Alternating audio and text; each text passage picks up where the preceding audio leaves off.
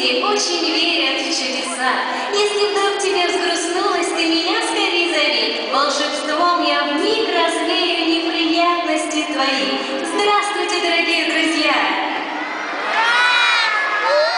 А громче здравствуйте!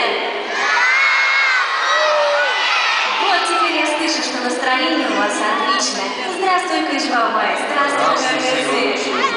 Друзья мои, я очень рада, что сегодня первый раз в Казани и посетила такое важное событие. Ведь сегодня день рождения вашей резиденции Кыш-бабай и Кыргызы.